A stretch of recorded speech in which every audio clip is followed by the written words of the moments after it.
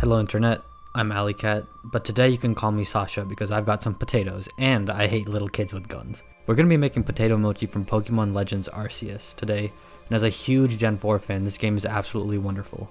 I mean, listen to the remix in the background right now, it's heat. I've even got my sweater rolled up like the dude in the game. All this starts with the right potatoes though. Russet potatoes will be the best here because of their starch content. We're gonna peel and roughly chop about 3 russet potatoes, keeping in mind you can usually make about 4 mochi per potato. Chop them up into manageable pieces so it boils quickly and doesn't take an hour and a half like my first attempt did. Bring out your portable stove and into a pot they go, trying not to drop potatoes everywhere. Top with cold water and let go till a knife goes in with no resistance. If you're enjoying the content, be sure to leave a sub, I'd greatly appreciate it.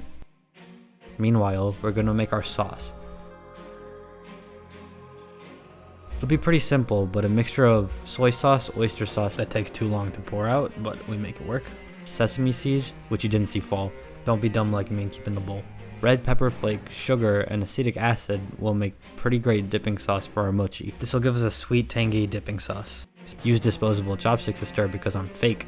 Taste and set aside. The potatoes should be done by now, and you know it's done when it's the opposite of hunting Paris and Arceus.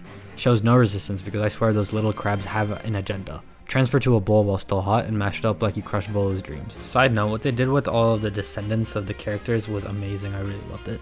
Season with black pepper and salt, add in at least 2 tablespoons of cornstarch, 2 tablespoons of milk.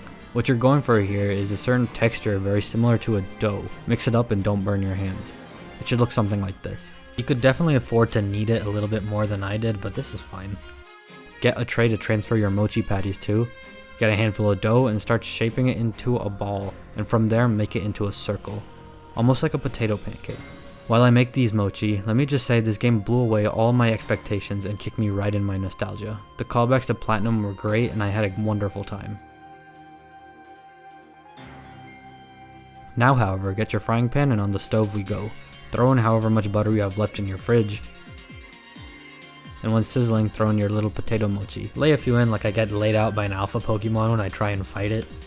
Once they're golden brown, give them a flip, and since you won't be using an induction cooktop probably, they should be evenly brown. Transfer to a fancy platter like in the game, get your sauce, and we're ready to plate. You should be using long nori strips, but I don't have that, so I'm just using seaweed I got from the store. Coat the mochi in the sauce, wrap the seaweed around it, and realize this was an awful idea and just serve the sauce on the side. Finish plating up and we're ready to eat. This time with a guest. Look how happy she looks. There's finally proof my food is good and I'm not a liar. This isn't the flashiest meal, but it tastes really good and it's filling, and we literally ate 8 of these in like 10 minutes. I also kicked her out of the shop because she doesn't know what an end screen is.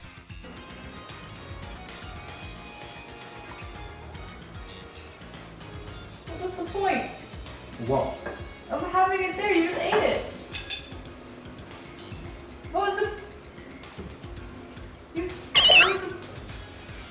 Video's done. What? You ate it. Yes. She wouldn't get it.